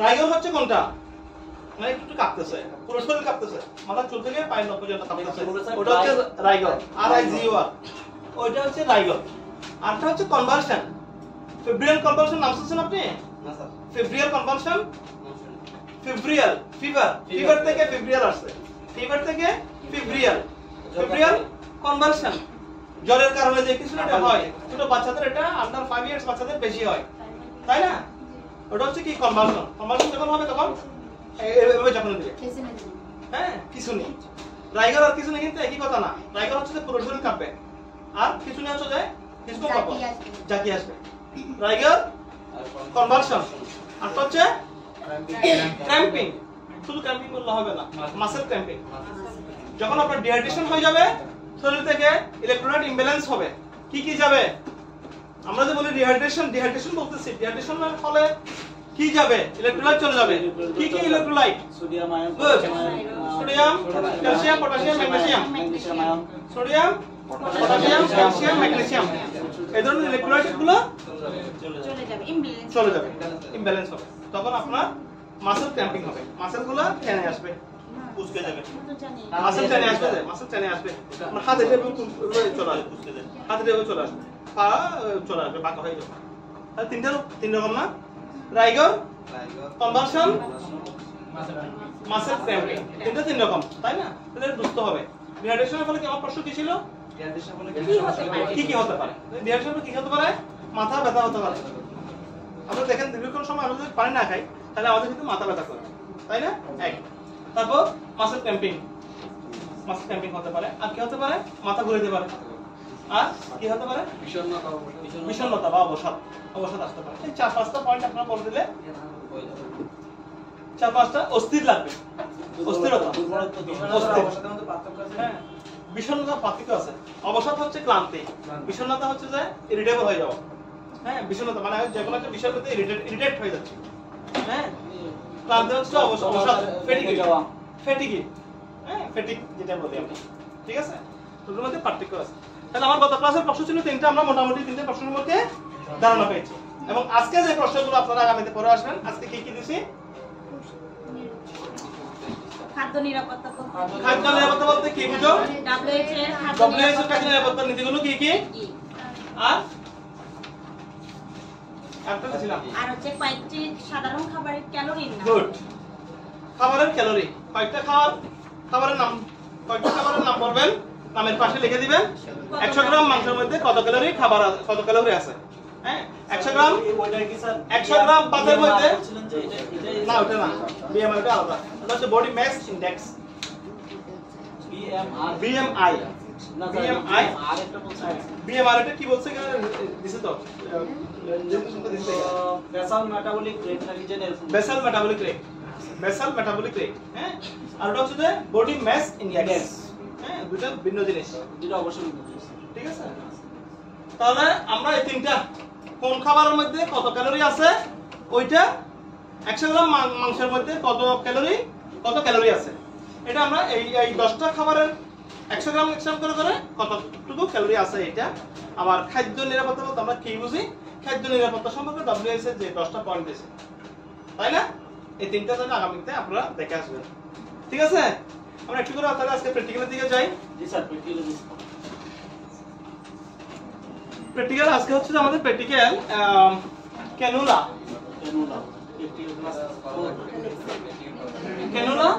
এবং বাটারফ্লাই।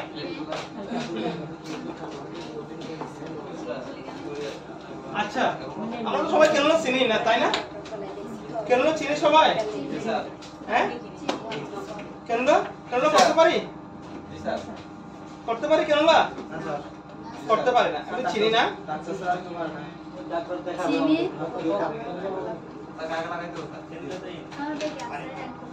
ডাক্তার দেখা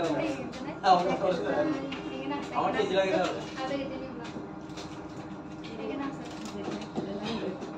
বলছো তো আপনার স্যাম্পল আনবো আমি। অক্সিজেনের কাছে এই যে কেন কাছে বলতে উনি একদম ভিতরে কিপ সাইলেন্ট প্লিজ।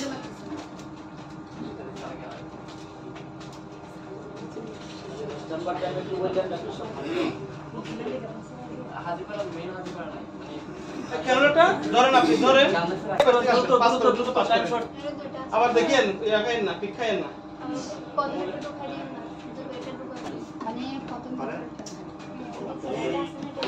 মাথা ভালো লাগে এই যে ম্যাডাম আসতে পারে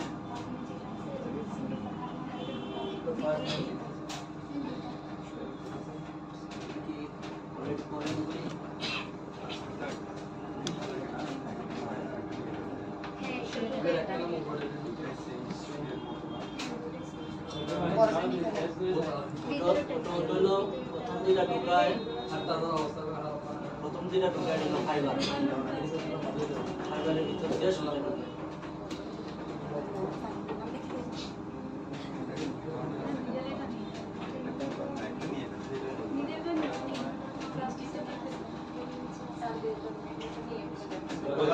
লাগানোর পরে আপনার ক্যামেরা করে ইয়াটা করে দিতে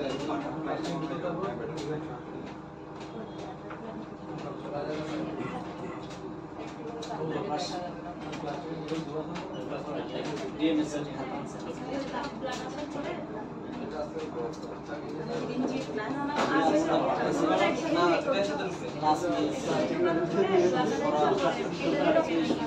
শুধু প্লাস্টিক দিবে না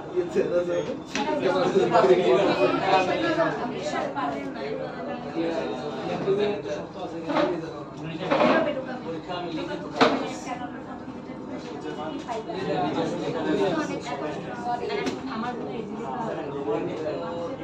অবজেক্টিভ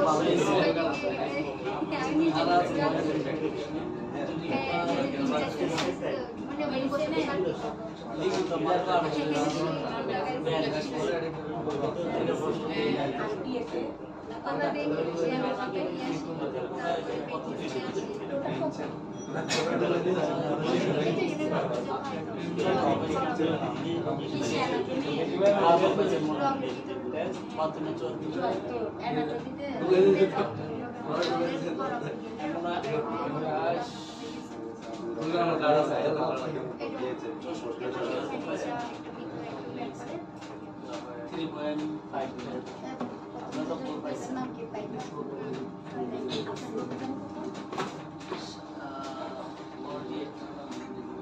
না না না 7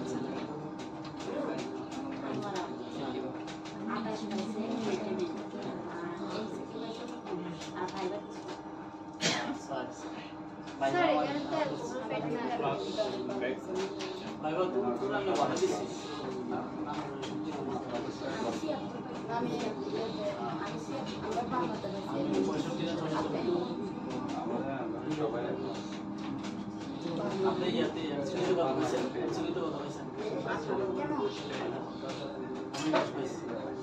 তারপর আমার এমসিকিউ আমার প্রস্তুতি ছিল না আমি হঠাৎ করে খবর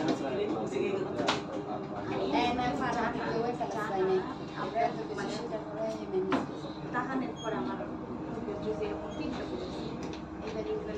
লাস্টে 5 মিনিট আছে চাইছি রাখেন নাই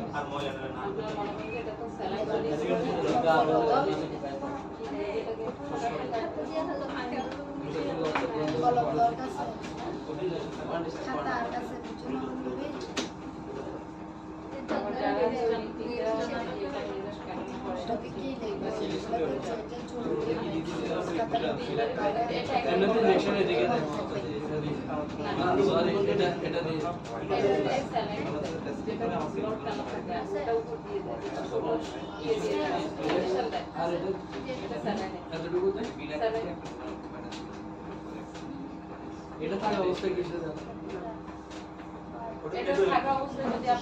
এটা আছে তো ধরেন এটার উপর কিছু দাও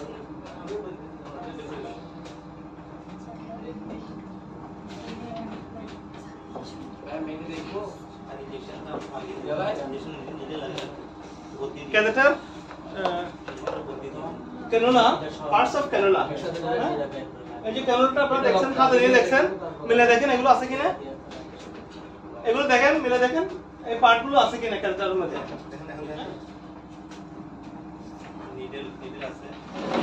needle catheter valve injection port cap তারপর হচ্ছে catheter half plus wings needle grip আর হচ্ছে plus back chamber lower block plug lower block plug ঠিক আছে এটা লোয়ার ব্লক প্লাগ থাকে হ্যাঁ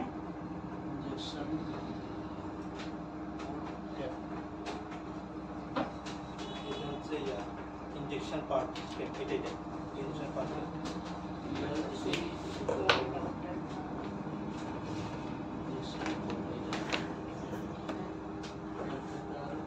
পার্টস অফ ক্যানুলা হ্যাঁ ক্যানুলার পার্টস গুলো কি কি এগুলো হচ্ছে পার্টস অফ ক্যানুলা তাহলে আমাদের মেইন জিনিস হচ্ছে কোনটা নিডল মেইন হচ্ছে কোনটা নিডল আমরা নিডলটাকে শুদ্ধভাবে কি পিক করার চেষ্টা করব হ্যাঁ নিডলের মধ্যে দেখেন এখানে একটা শার্প পার্ট আছে দেখছেন একটা শার্প পার্ট হ্যাঁ চিকন একদম এই পাশটা কিন্তু আপনার নিচ দিয়ে দিতে হবে সবসময় খেয়াল রাখবেন এটা যখন আপনি ক্যানুলাটা ধরবেন এটা যদি নিচ দিয়ে না থাকে অনেক সময় দেখেন না আপনার ক্যানুলাটা হাতে নিয়ে একটু ঘুরে দিই কেন ওই পার্টটা নিচের দিকে রাখার জন্য কোনটা যেটা শার্প পার্ট ওটা যদি নিচের দিকে থাকে তাহলে আপনি ক্যানুলা ইজিলি পুশ করতে পারবেন আর ওই মাথাটা যদি উপরের দিকে থাকে তাহলে এটা একবার দুইবার তিনবার করলেও এটা কাজ হবে না উঁচু নিচে হয়ে যাবে না পেশেন্ট ব্যথা পাবে প্লাস এটা কাজ হবে না হ্যাঁ আপনি ফল্টে পড়ে যাবেন পেশেন্টের সামনে একটা ইতস্তত বোধ করবেন দেখেন আপনার যদি একটা রোগীর সামনে যদি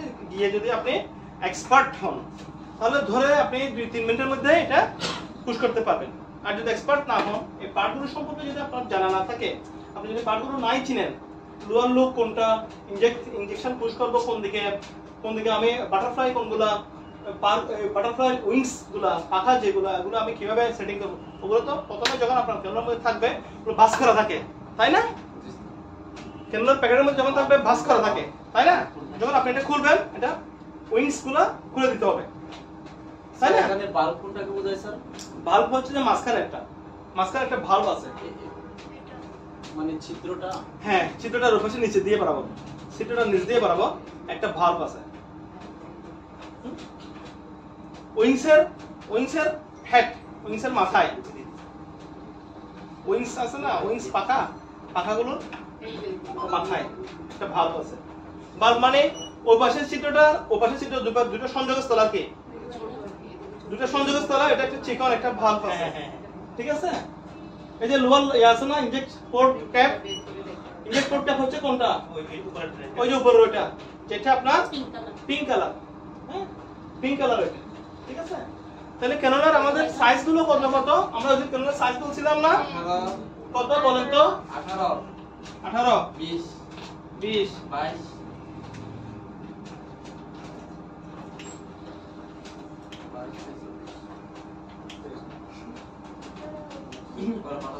18 20 22 24 এইগুলাই না? এখানে একটা সূত্র বলছিলাম, মনে আছে আপনাদের? কি বলছিলাম? অনেক অনেক অনেক ঝামেলা না, অনেক কথা হয়েছে এটা নিয়ে, সূত্রটা কি বলছিলাম মনে আছে? সুচিত্রা লাল রোড? না ওটা না। ওটা তো হচ্ছে যে রিস্ট জয়েন্ট।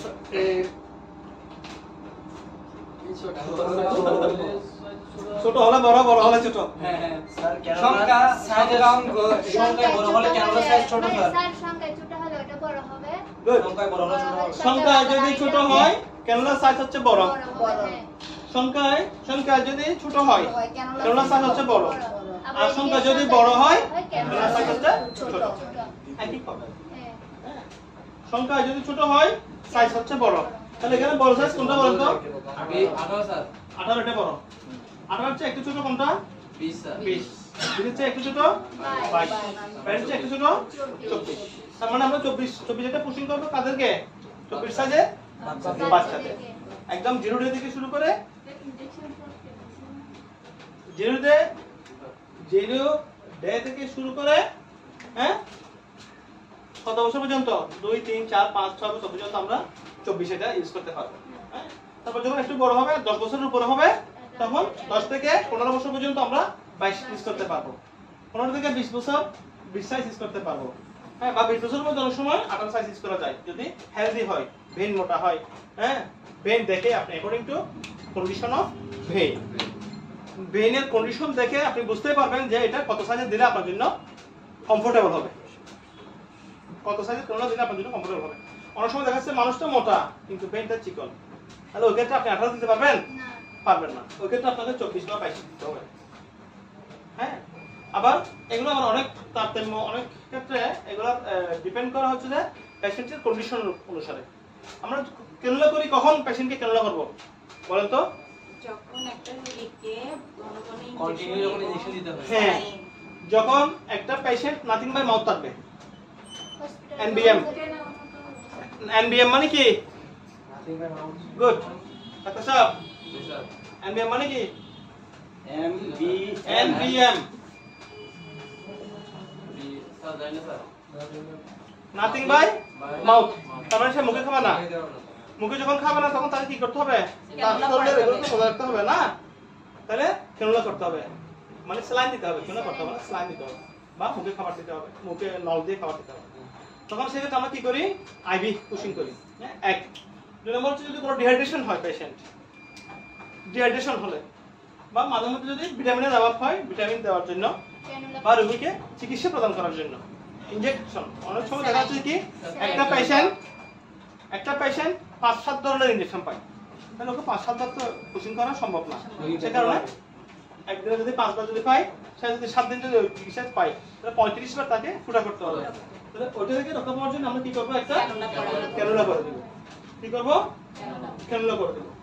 ওকে, তাহলে ক্যানুলার আমার বিভিন্ন পার্টস গুলো জানা দরকার আছে। ইনশাআল্লাহ জেনে গেছি স্যার। জানা গেছে স্যার কোনটার কাজ কি বললেন? হ্যাঁ, কোনটার কাজ কি?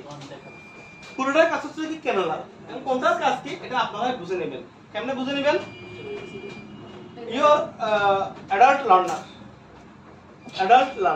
হ্যাঁ, একটা আমরা অনেক সময় দেখে অনেক কিছু কি অনুমান করতে পারি। এখন আমি যদি আপনাকে বলি যে বাচ্চাদেরকে আমি 24 এবং 22 সাইজের ক্যানোলা দিই, ঠিক আছে? এখন দেখা যাচ্ছে কি সেলিম ভাই অনেক মোটা মানুষ আছে, তাই না? একটা আসছে একটা নাই ভেইন নেই, হ্যাঁ? এখন আপনি ওনাকে 18 দিতে পারবেন? এখন আপনি যখন বলবেন যে কি না স্যার তো বলছে অ্যাডাল্টদেরকে 18 দেওয়ার জন্য, এটা হচ্ছে আপনার পরিস্থিতি আপনাকে বাধ্য করবে, আপনার কন্ডিশন আপনাকে বাধ্য করবে, হ্যাঁ? কারণ ওর ভেইন যখন চিকন হবে ন্যারো হবে তখন সেই ক্ষেত্রে 18 সুইচ করবে না, তার 18 এটা তার সাথে যায় না। 18 যাবে যাবে না, তখন আমি অ্যাকর্ডিং টু পেশেন্টস কন্ডিশন অনুসারে আমার 20 হলে 20 দিয়ে দিব, আমার যদি 22 এ যদি হয় 22 দিব, 24 হলে 24 দিতে পারি। এক দুই নাম্বার হচ্ছে একটা পেশেন্ট আসছে মানে একদম লেথার্জিক, হিস্ট্রি নিছেন বলছে যে কি সকাল থেকে তার 18 বার পায়খানা হয়ে গেছে, হ্যাঁ? তখন ওই পেশেন্টকে কি আপনি 24 সাইজ দিয়ে কভার করতে পারবেন? পারবেন না, তখন তার মোটা নল লাগবে, হ্যাঁ? 18 সাইজ দিতে হবে যদি পেশেন্ট অ্যাডাল্ট হয়, 18 সাইজ দিতে হবে। এবং 18 সাইজ একটা না, প্রয়োজন হলে 2টা 3টা দেওয়া লাগতে পারে, প্রয়োজন যদি, কারণ ওর ডিহাইড্রেশন এটা তাড়াতাড়ি খাবার দিতে হবে, রানিং 1000 2000 চালা দিতে হবে, তারপরে তার একটু পুশ আসবে, হ্যাঁ? ওই ক্ষেত্রে আপনাকে 18 সাইজ 20 সাইজ এগুলা চুজ করতে হবে। আর যে ক্যান্ডিডেট বলছে কি স্যার কোন পার্টের কাজ কি, কোন পার্টের কাজ কি, আমি এখান থেকে পার্টের কাজ বুঝাতে পারবো না স্যার? প্র্যাকটিক্যাল থেকে যে ওটা থেকে পার্টের কাজ দেখাইতে হবে। এখান থেকে এই যে ক্যানোলা আছে, ক্যানোলা এটা পার্টের কাজগুলো হচ্ছে এখান থেকে আমাকে দেখাতে হবে। আমরা নিচের যে অংশটার কথা বলছি এটার নাম কি বলছি? Lower lock plug. Lower lock plug, হ্যাঁ, লোয়ার লক বা lower lock plug, lower lock plug. Lower lock plug এটা খুব ইম্পর্টেন্ট। কেন ইম্পর্টেন্ট এটা? এই লকটা কেন ইম্পর্টেন্ট? ইনজেকশন পুশ করার পরে এটা অফ এটা করে ফেলতে হবে। যখন আমি আপনাকে যখন ক্যানোলাটা যখন পুশ করব, পুশ করার পরে এখানে একটা স্টেনলেস আছে, নিডল আছে, স্টেনলেস স্টিল নিডল আছে, উপরে একটা প্লাস্টিক কভার আছে, হ্যাঁ? আপনারা খেয়াল করছেন কিনা জানেন না এটা? জি এটা সম্পূর্ণ উপরে একটা খাবার আছে, এটা হচ্ছে যে এটার একটা cover, safety cover. Safety cover হচ্ছে কিসের? ক্যানোলা। কিন্তু এটার ভিতরে আবার দুইটা আছে, এটা খুলে ফেলছি আমি, খোলার পরে এটার ভিতরে দুটো পার্ট আছে, একটা পার্ট হচ্ছে প্লাস্টিকের সম্পূর্ণ, আর একটা পার্ট হচ্ছে যে স্টেনলেস স্টিলের একটা নল, হ্যাঁ? স্টিলের একটা নল, চিকন সরু একটা নল আছে। যখন আমরা নিডল, হ্যাঁ, যখন আমরা এটা পুশ করব, পুশ করার পরে আমরা কিন্তু স্টেনলেসটা নিয়ে ফেলবো, স্টেনলেস এটা শুধু পুশ করার ক্ষেত্রে আমরা এটা ইউজ করবো, এটা নিয়ে ফেলবো। তখন দেখতে পাচ্ছেন, হ্যাঁ? থাকবে কোনটা? প্লাস্টিক থাকবে। আপনাদেরকে বলছি এখানে যে একটা শার্প, এটা স্যার ফাইবার না স্যার? কোনটা? যেটা স্যার হ্যাঁ, এর সাথে ফাইবার বা প্লাস্টিক জাতীয়। এখানে এই যে নিডল দেখছেন, এটা শার্প পার্ট, যেটা বের করছে এটা নিয়ে নিডলের একটা শার্প পার্ট। এই পার্টটা হচ্ছে যে কি? স্টিলের। এই যে স্টিলের, হ্যাঁ, স্টিলের। এটা আমি যখন প্লাস্টিক এটা দিয়ে যখন পুশ করতে যাব তখন এটা কিন্তু পুশ হবে না, না হবে না, কারণ ওটা বোতা ব্লান্ট, এটা সাহায্যকারী হিসেবে শার্প। শার্প। আবার এটা আমি কিন্তু রাখতে পারবো না শরীরের মধ্যে, বের করে ফেলতে এটা বের করতে হবে। কেন? এটা হার্ড। হার্ড। এক দুই নাম্বার হচ্ছে যেটা স্টেনলেস স্টিলটা আমি রাখতে পারবো পারবো না, হ্যাঁ? তাহলে এই পার্টটার মধ্যে একটা চিকন অংশ দেখেন আপনারা, দেখছেন? আমি বারবার বলছি কি এই চিকন অংশটা সব সময় নিচের দিকে থাকবে ঢুকানোর সময়। এই চিকন অংশটা কোথায় থাকবে? সব সময় নিচের দিকে। আপনারা দেখেন এখানে শার্প করা কাটা, বাঁশ কাটলে যেরকম একটা কঞ্চি থাকে, বাঁশের কঞ্চি কাটলে আমরা যখন বাঁশের কঞ্চি কাটি তখন একটা শার্প থাকে, এই শার্প পার্টটা সব সময় নিচের দিকে থাকবে। স্যার আমরা যখন ইনজেকশন পুশ করব তখনও এই অবস্থা না? হ্যাঁ, রাইট, তখন একই অবস্থা। স্যার এটা পুশ করার পরে যে নিডলটা নিয়ে ফেলে এখন আমি কি করলাম?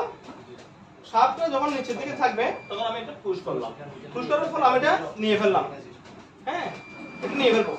আমি কখন বুঝবো যে এটা আমার কনফার্ম হয়েছে? ব্লাড আসলে। আমি কেমনে বুঝবো ব্লাড আসবে? এটা এটা প্রথমে আপনি ফুলটা কিন্তু পুশ করতে পারবেন না একসাথে, 1/3 পুশ করতে হবে। কতটুকু? 1/3, হ্যাঁ, 3 ভাগের 1 ভাগ। যখন আপনি দেখবেন যে 1 ভাগ যখন দিবেন তখন আপনার প্লাস্টিকের নলের মধ্যে ব্লাড দেখা যাবে। ব্লাড যখন দেখা যাবে তখন আপনি আস্তে আস্তে স্টেনলেস স্টিলটা পিছনের দিকে নিয়ে আসবেন, এটা পিছনে আনবেন, প্লাস্টিকটা সামনে ঢোকাবেন। এরকম করে আপনি কতটুকু আনার পরে, কিছুটুকু আনার পরে আপনি লোয়ার লকটা খুলে ফেলবেন আগে। লোয়ার লক এটা আগে খুলে ফেলবেন। কেন খুলে ফেলবেন? রক্ত আসা আপনার এটা যখন ফিক্সড হয়ে যাবে, এটা আপনি খুলে ফেললেন, খোলার পরে আপনার এটা নেওয়ার সাথে কিন্তু আপনাকে এটা লাগাইতে হবে এবং এটা খুব দ্রুত লাগাতে হবে। এই লোয়ার প্লাগটা খুব দ্রুত লাগাতে হবে। এই লোয়ার প্লাগটা দিছে কিন্তু এটার জন্য না, এটা দিছে যে শুধু আপনার এই ক্যানুলার মধ্যে ফিক্স করে রাখার জন্য। দেখছেন, এটার কাজ কিন্তু এখানে না। হ্যাঁ, আর এটা এরকম সিস্টেম আছে খুলে ফেলা। এখন আপনি যখন দেখতেছেন যে কি ব্লাড আসছে, ব্লাড আসার পরে আপনি কন্ট্রোল করতে পারতেছেন না, মানে ওটা লাগাইতে লাগাইতে ব্লাড পড়ে যাচ্ছে। ওরকম হয় না অনেক সময়, লোয়ার লক লাগাইতে লাগাইতে লাগাইতে আপনার ব্লাড পড়ে যাচ্ছে। তখন ওই ক্ষেত্রে ব্লাড দেখলে পেশেন্ট ভয় পাবে। ব্লাড দেখলে পেশেন্ট ভয় পাবে। কি করতে হবে আপনার? আপনি যে বরাবর ভেনের মধ্যে ওটা লাগাইছেন উপরে করে একটু চাপ দিয়ে ধরতে হবে। উপর থেকে কি করতে হবে? চাপ দিয়ে ধরতে হবে। আপনি যদি একলা না পারেন তাহলে সহযোগী নিতে হবে, কেননা কিন্তু একলা সম্ভব হয় না অনেক সময়। লাগানো অনেক সময় একলা সম্ভব হয় না, কিন্তু আমরা তো অনেক সময় লাগিয়ে ফেলি, কারণ আমাদের সব ম্যাটেরিয়ালস গুলো আমরা রেডি করে তারপর লাগিয়ে ফেলি। ঠিক আছে, তো চাপ দিয়ে ধরতে হবে যাতে ব্লাডটা না আসে। গেল স্যার বৃদ্ধার মধ্যে চাপ দিয়ে তো বলছেন? হ্যাঁ, বাম হাত দিয়ে ওটা চাপ দিয়ে ধরবেন, তারপরে এটা আস্তে আস্তে করে লোয়ার লকটা লাগানোর পরে আপনি জিনিসটা ফিক্সড করবেন। হ্যাঁ, আরেকটা কথা হচ্ছে এখানে আপনারা প্রত্যেকের রিস্ট জয়েন্ট দেখেন তো, রিস্ট জয়েন্ট দেখেন তো, বাম হাতের রিস্ট জয়েন্ট, রিস্টের এখানে মেটাকার্পাল বোনের এখানে দেখেন, এখানে আমার কটা বোন আছে? 5টা বোন। এই 5টা বোনের উপরে অনেকগুলো কিন্তু ভেইন আছে, এখান থেকে আমি যেটা সুইটেবল ভেইন আমার, এখানে একটা আছে বাঁকা, একটা আছে অর্ধ গিয়ে বাঁকা হয়ে গেছে, আবার একটা দেখতেছে টান দিলে সোজা হয়ে যাচ্ছে, যেটা আমার কাছে মনে হবে যেটাতে আমি পারবো, যেটা ফিক্সড, হ্যাঁ, যে বেন্টটা নড়াচড়া করবে না, ওই বেন্টটার মধ্যে আমি ক্যানুলাটা পুশ করব। ঠিক আছে, এখন ক্যানুলা পুশ করলাম, কেমন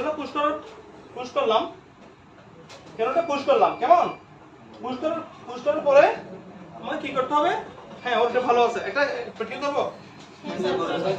কেউ রাজি হবে? কে হবে? না, আমি দেখাচ্ছি। এই যে দেখা যাচ্ছে, এখান থেকে দেখা যাচ্ছে না, ওর বেন কিন্তু এটা সোজা আছে বেন, আমি বেনের মধ্যে পুশ করলাম।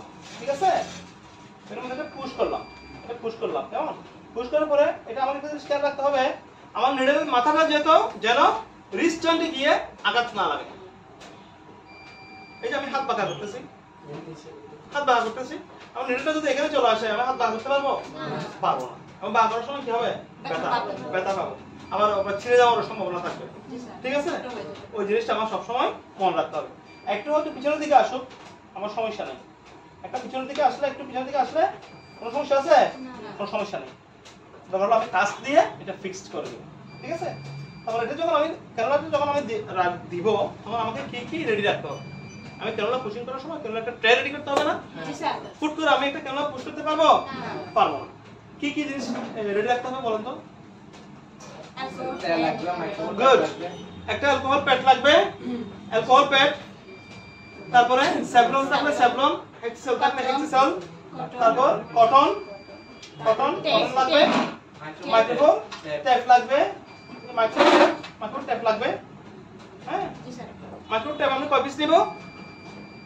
3 পিস। স্যার লাগানো তো স্যার, বলো তো 3 পিস না স্যার, দিন লাগাতে হয়। একটা ক্যানুলা করার জন্য কয় পিস মাইক্রো টেপ লাগবে? 3 পিস এর বেশি লাগে স্যার। কয় পিস লাগবে? পিস করে বলো। 5 পিস স্যার। 6 পিস। কয় পিস লাগবে? 6 পিস। সাইজ কতটুকু হবে? 1 ইঞ্চি স্যার। 2.5 থেকে 3 ইঞ্চি। 2.5 থেকে লম্বা 2.5 থেকে 3 ইঞ্চি করে 1 ইঞ্চি ট্যাপ, 2.5 থেকে 3 ইঞ্চি করে আমি 6টা পিস আগে রেডি করে ফেলব। নাহলে আমি এখানে কেন লাগাচ্ছি? এখানে রক্ত পড়তেছে, আমি ট্যাক্সিতে যাবো, ট্যাপের মাথা খুঁজে পাচ্ছি না। হ্যাজার্ড, অনেকগুলো হ্যাজার্ড হয়, মানে কি এগুলো আমরা প্র্যাকটিক্যাল দেখতেছি। বেলুন লাগাইছি, কটন দাও, কটন নাই এখানে, আর তাড়াতাড়ি করতে হলে হ্যাঁ, তাড়াতাড়ি করতে হলে হয়ে যায়। আরেকটা জিনিস খেয়াল করতে হবে, যখন আমরা প্রথমে মুছবো তখন আমরা স্ট্রপটা নিব হচ্ছে যে কি ওয়েট স্ট্রপ, সেকেন্ড টাইম দুটো সোয়াব থাকবে, একটা হচ্ছে ওয়েট সোয়াব, একটা হবে ড্রাই সোয়াব। একটা ওয়েট, একটা ড্রাই। ওয়েটে প্রথম যখন আমরা ক্লিন করব তখন ওয়েট সোয়াব দিয়ে করব, ওয়েট সোয়াব দিয়ে ক্লিন করব। নেক্সট টাইম দ্বিতীয়বার যখন আমি কোনো যদি ব্লাড কার্ড আসে ওটার জন্য রিক্সের জন্য ড্রাই কটন রাখবো। হাতে কি করে নিব? গ্লাভস পরে নিব, ঠিক আছে? তারপর ট্রে নিব, গ্লাভস নিব, মাইক্রো ট্যাপ নিব, অ্যালকোহল প্যাড নিব, কটন নিব, কিডনি ট্রে নিব, ক্যানলা। আর কিছু লাগবে? আর কিছু লাগবে, ঠিক আছে? এই তাহলে আমার বোতামগুলো কি কি লাগবে? কিডনি ট্রাই স্যার, হ্যাঁ ডাক্তার সাহেব বলেন। স্যার প্রথমে আছে sir cotton, alcohol pad, hand gloves, kidney tray, canola, তারপর হচ্ছে স্যার মাইক্রো ট্যাপ, তারপর হচ্ছে স্যার এই ছয়টা। তারপর হচ্ছে রোগী। হ্যাঁ এটা তো রোগী। এখন আমি এগুলো সব রেডি করলাম, রেডি করে পেশেন্টের কাছে নিয়ে গেলাম। নিয়ে যাওয়ার পর আমার পেশেন্টের কি করতে হবে? শুকনো কটন দিয়ে নিতে হবে। প্রথম হচ্ছে অনুমতি। আমি আপনাকে একটা ক্যানোলা করব, মাইক্রোফোন, PHORE, মাইক্রোফোন, ফোন না, ফোন হচ্ছে এটা। প্রথমে কি করতে হবে? পেশেন্টের অনুমতি দিতে হবে। অনুমতি নিয়ে তারপর আমি কাজ শুরু করবো। এবং পেশেন্টকে বোঝাতে হবে যে আপনি একটু করে আঘাত পাবেন, একটু কষ্ট পাবেন, বা একটু করে পিঁপড়ে কামড় দিলে একটু ব্যথা লাগবে, রুম একটু ব্যথা লাগবে, তেমন কোনো ক্ষতি হবে না, ঠিক আছে? এটা হচ্ছে যে ক্যানোলা। তো এইভাবে কিন্তু ক্যানোলা প্র্যাকটিক্যাল হয় না, এগুলো কিন্তু প্র্যাকটিক্যাল করতে হবে, দিতে হবে কাউকে না কাউকে একটু পুশ করতে হবে, তাহলে পুশ করতে হবে। স্যার রাবার তো নিতে হবে স্যার। হ্যাঁ বাইন্ডার নিতে হবে। এই পাশে দেখছেন, সবাই দেখছেন? হ্যাঁ দেখছেন তো সবাই? সবাই দেখছেন? জি স্যার। আচ্ছা